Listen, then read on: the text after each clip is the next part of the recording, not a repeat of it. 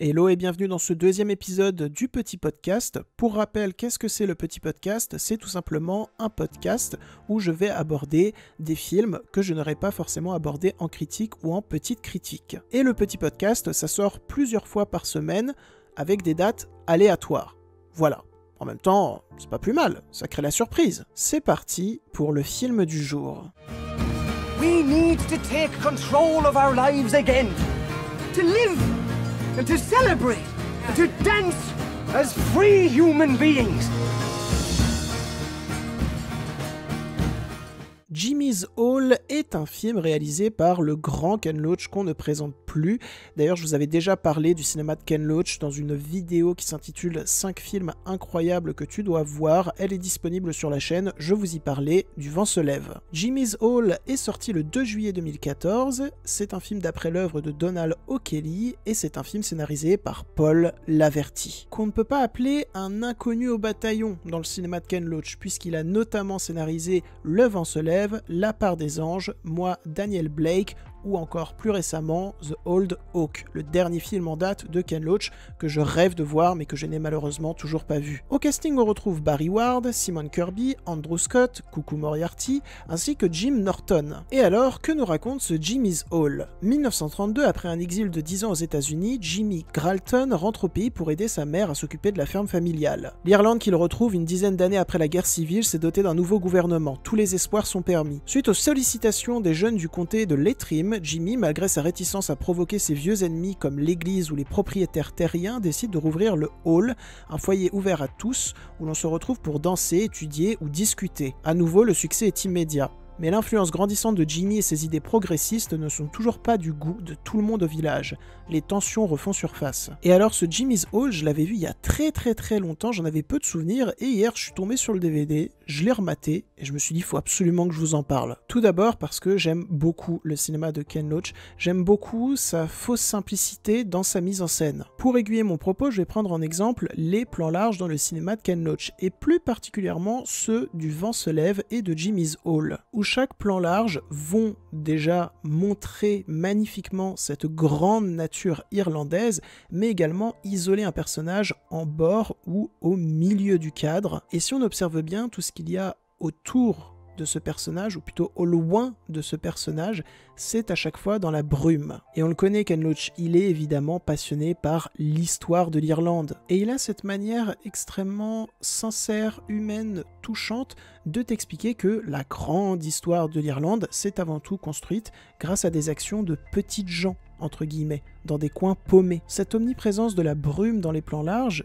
je la vois comme une volonté de cacher le reste du pays, de cacher le reste du monde, pour se concentrer sur les actions de ces petites gens, ces actions qui peuvent paraître futiles dans un premier temps, mais qui au final se sont révélées extrêmement importantes pour l'Irlande, puisque maintenant ces actions restent gravées dans les mémoires comme des combats pour la liberté du pays et de sa population. Pour continuer sur la mise en scène, il y a à un moment donné une scène de danse entre deux personnes qui se passe dans le dancing, qui se passe de nuit. Cette scène, la manière dont elle est mise en scène, la manière dont elle est pensée, c'est juste sublime, puisque c'est une scène de retrouvailles. Et si vous avez vu le film, vous pouvez très bien me dire, mais illustres connus, ils se sont déjà retrouvés avant cette scène. Pour moi, ils ne se sont pas retrouvés avant cette scène.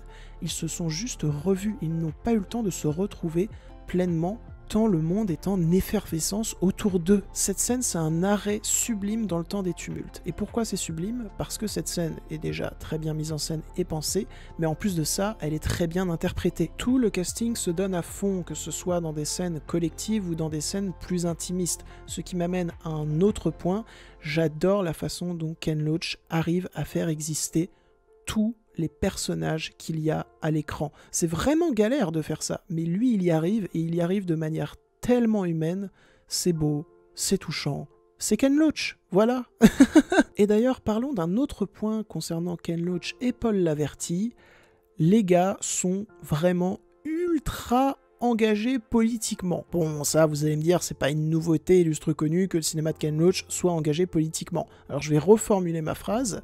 Ken Loach et Paul Laverty sont très tranchés politiquement. Parce que là où dans d'autres films de Ken Loach, certains personnages appartenant aux antagonistes, entre guillemets, pouvaient de temps en temps se remettre en question dans Jimmy's Hall, en vérité, t'as qu'un personnage appartenant aux antagonistes qui se remet en question. Parce que le reste des cocos, eh bien, ils continuent d'être bloqués dans leur fausse bien-pensance, ultra régressive et qui prônent plus la haine que l'amour. Il y a d'ailleurs une très bonne phrase de Jimmy dans le film où il va parler à un prêtre et lui dire « Dans votre cœur, actuellement, il y a plus de haine que d'amour. » Et normalement, on se dit « Bon, cette phrase va permettre au prêtre de se remettre en question. » Et pas trop, hein, pas trop. Et même quand on y réfléchit, le personnage qui se remet en question dont je vous ai parlé, est-ce qu'il se remet véritablement en question, puisque d'entrée de jeu, il nous est présenté comme un personnage plutôt sympathique, plutôt progressiste.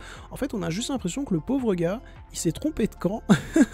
Il est arrivé là, il a fait « Mais qu'est-ce que je fous là ?» Donc oui, le film est probablement l'un des Ken Loach les plus manichéens que j'ai vus. Et je dis bien que j'ai vu, j'ai pas vu tous les Ken Loach. Donc ça se trouve, pour toi, la personne qui est en train d'écouter ce podcast, si tu as vu plein de Ken Loach, tu vas me répondre « Bon, c'est pas du tout l'un des plus manichéens, mon frérot. » Mais moi, ce manichéisme ambiant dans Jimmy's Hall, je le trouve pas du tout bête. Je le trouve très intéressant parce que ça en fait, du coup, l'un des Ken Loach les plus tranchés politiquement que j'ai pu voir. Et puis tu finis le film avec une petite larme sur la joue parce qu'il se finit de manière assez douce, amère. Tu te dis, mais comment ça a été possible que cette situation arrive ? Comment ça a été possible que des abrutis finis aient eu peur de gens qui vivent, qui dansent, qui étudient, qui rient ? Tu t'es dit, mais c'est lunaire, c'est vraiment lunaire ce qui s'est passé. Le monde allait mal. Mais va-t-il mieux maintenant ? Telle est la question. Oui, effectivement, de temps en temps, je m'improvise, illustre philosophe. Qu'en pensez-vous ? Une note sur 10, s'il vous plaît. Je pense qu'elle se rapproche de 2 sur 10. Et donc voilà, je pense avoir fini ce que j'avais à dire sur ce Jimmy's Hall, qui est un Ken Loach que j'aime beaucoup, un Ken Loach dont on ne parle pas assez. Donc j'avoue, je suis assez fier de ce podcast. Je sais pas s'il aura une grosse audience, à vrai dire, je m'en fous. Moi, ce qui m'intéresse, c'est de savoir si ce podcast vous a plu, intéressé et diverti. Si c'est le cas, n'hésitez pas à le liker, à le commenter, à le partager. N'oubliez pas de vous abonner à la chaîne également. Mes réseaux se trouvent en description. Sur ce, je m'en vais côtoyer d'autres univers et je vous dis salut.